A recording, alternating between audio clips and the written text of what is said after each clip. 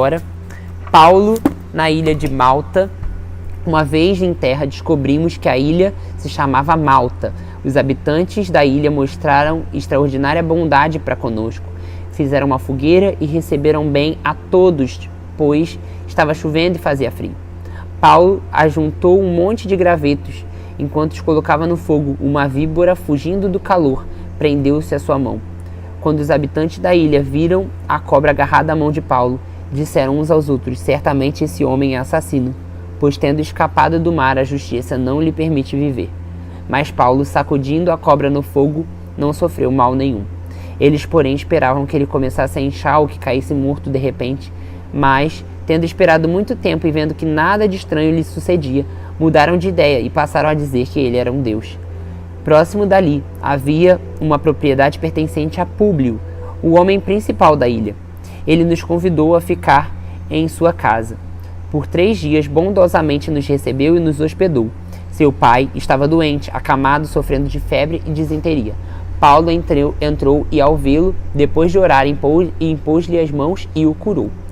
Tendo acontecido isso, os outros doentes da ilha vieram e foram curados. Eles nos prestaram muitas honras e, quando estávamos para embarcar, forneceram-nos suprimentos e tudo o que nós necessitávamos. Passados 3 meses, embarcamos num navio que tinha passado o inverno na ilha. Era um navio alexandrino que tinha por emblema os deuses gêmeos, Castro e Pólux. Aportando em Siracusa, ficamos ali 3 dias. Dali partimos e chegamos a Régio. No dia seguinte, soprando o vento sul, prosseguimos chegando a Potélio no segundo dia. Ali encontramos alguns irmãos que convidaram a passar uma semana com eles e depois fomos para Roma. Os irmãos dali tinham ouvido falar que estávamos chegando e vieram até a praça de Ápio e as 3 vendas para nos encontrar. Vendo-os, Paulo deu graças a Deus e sentindo-se encorajado. Quando chegamos a Roma, Paulo recebeu permissão para morar por conta própria sob a custódia de um soldado. 3 dias depois, ele convidou os líderes judeus. Quando estes se reuniram, Paulo lhes disse: meus irmãos, embora eu não tenha feito nada contra o nosso povo, nem contra nossos costumes, nem contra os antepassados, fui preso em Jerusalém e entregue aos romanos. Eles me interrogaram e queriam me soltar porque não era culpado de crime algum que merecesse pena de morte. Todavia, tendo os judeus feito objeção, fui obrigado a apelar para César, não, porém, por ter alguma acusação contra o meu próprio povo. Por essa razão, pedi para vê-los e conversar com vocês. Por causa da esperança de Israel é que eu estou preso com essas algemas.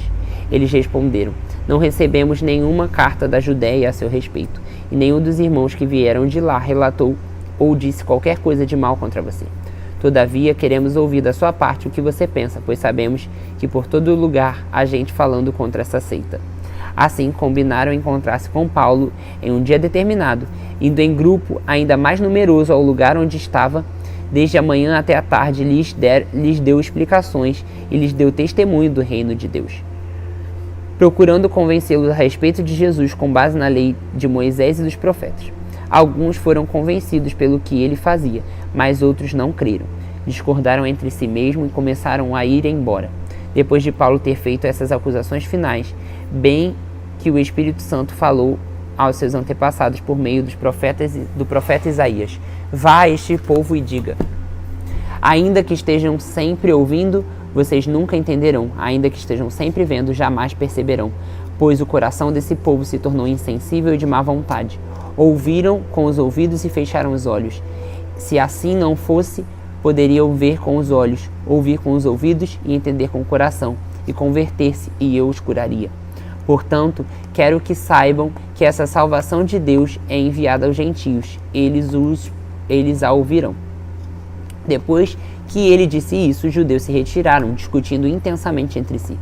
Por 2 anos inteiros, Paulo permaneceu na casa que havia alugado e recebia a todos os que iam vê-lo. Pregava o reino de Deus e ensinava a respeito do Senhor Jesus Cristo abertamente, sem impedimento algum.